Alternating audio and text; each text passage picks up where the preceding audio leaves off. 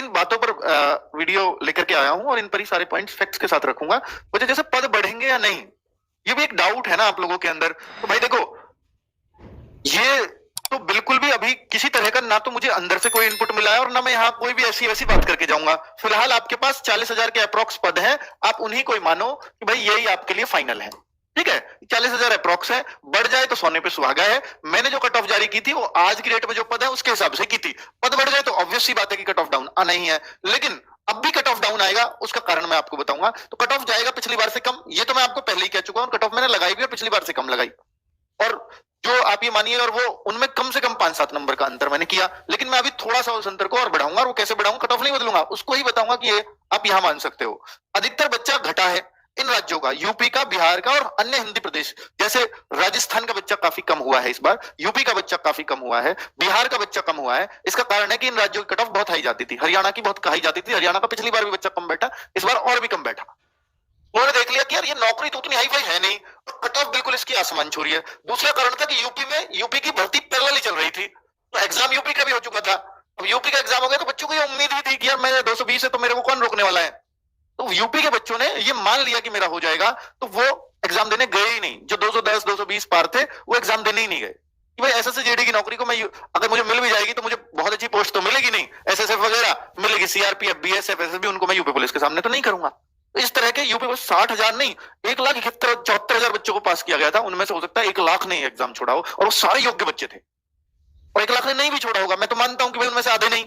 इस 60,000 में से ये मान लो कि सर आधे नहीं गए होंगे देने, ये 100% आधे तो नहीं गए होंगे, पर वो सारे सिलेक्शन के हकदार थे कि नहीं थे? बिल्कुल हकदार थे, क्योंकि वही तो फाइट बढ़ाते हैं।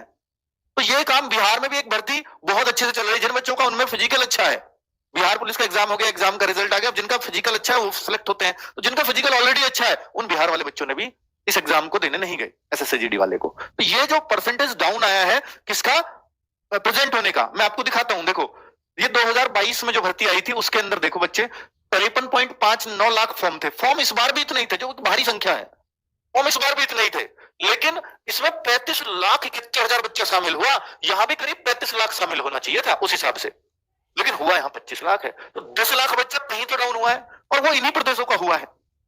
ठीक है, इन प्रदेशों से ज्यादा हुआ जिन प्रदेशों की हाई कट ऑफ जाती है, जहां ऑलरेडी लो कट ऑफ है। तो वहां बच्चा कट ऑफ को देखकर डिमोटिवेटेड है ही नहीं, तो वो तो उसमें फर्क नहीं आया। मान लीजिए वेस्ट बंगाल में कोई कहने लगे, महाराष्ट्र में कोई कहने लगे, तो वहां कट ऑफ बहुत ज्यादा नहीं घटेगी, घटेगी इन राज्यों में घटेगी। और जो डिफेंस रिलेटेड बच्चा है ना, वो कभी इतना डाउन नहीं जाता। 60 से नीचे आना बहुत बड़ी बात होती है, और ये 50 से भी नीचे है ना। तो उसका सबसे बड़े कारण मैंने आपको बता दिया कि यूपी बिहार में भर्तियां चल रही हैं भाई। और यूपी बिहार की जो रेशो में वैकेंसीज थी, मैं आपको दिखाऊं कि 2024 में 4,038 थी, इस बार 3574 है, तो नहीं है इसके मुकाबले। तो बिहार में भी अगर आप देखोगे तो बिहार में, हाँ, बिहार में 4200 थी पहले, और अब 2300, यहां काफी डाउन आया। तो बिहार का बच्चा इसलिए भी डाउन हुआ, वैकेंसी भी कम है, पेपर भी मुश्किल है।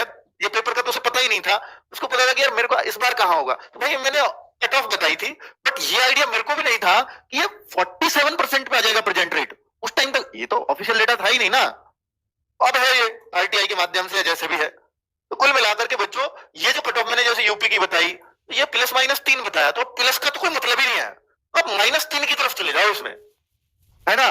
तो अब ये जो 130 के आसपास आप ये मान के चलो, यानी जो +-3 है ना, ये प्लस होने का सवाल नहीं लगता। अब देखो बच्चों, कट ऑफ के लिए आप बहुत उम्मीदें करते हो आरडब्ल्यू से, कि सारी बातें फैक्ट्स के साथ मैं ही आपसे करता हूं, ये उम्मीदें आप मुझसे करते हो। तो मेरे को ये भी है कि यार कोई बच्चा इसलिए शायद ऐसा ना हो कि तैयारी ना करे, सर ने हाई कट ऑफ बता दी, इसमें तो अब होना ही नहीं है, और वो तैयारी छोड़ दे फिजिकल कर, वो फिजिकल में रह जाए। तो इसलिए मैं थोड़ा करेक्शन करने आया हूं, वो इसलिए आया हूं कि 47% प्रेजेंट को देख करके मेरा दिमाग हिल गया।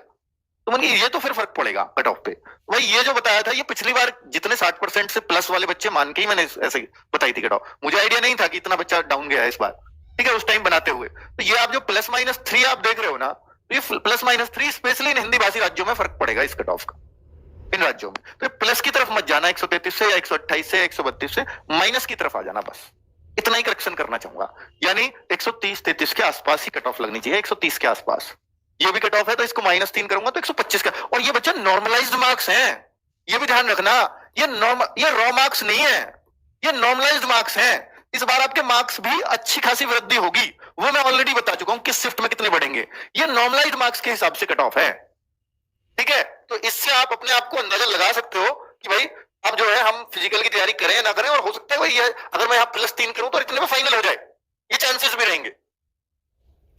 ठीक है, और मैं आपको बताऊं कि भाई कुछ बच्चों के मन में है कि सर रिजल्ट कब तक आ जाएगा, तो रिजल्ट के लिए मैं फिर पिछले डेटा पे जाऊंगा, रिलाई करूंगा कि भाई देखो क्योंकि देखो ये डेट तो मुझे भी एसएससी ने नहीं बताई है, तो मैं किससे एनालिसिस करूंगा कि भाई कब आएगा रिजल्ट पिछली बार से।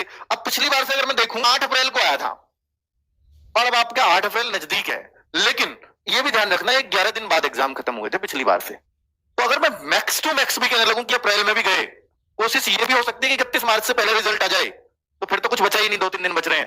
पर अगर ये अप्रैल में भी बिल्कुल ढीले हो गए, तो मैं इसमें 11 दिन और जोड़ दूं, तो ज्यादा से ज्यादा 20 अप्रैल से पहले आ जाना चाहिए, 20 अप्रैल से पहले। तो भाई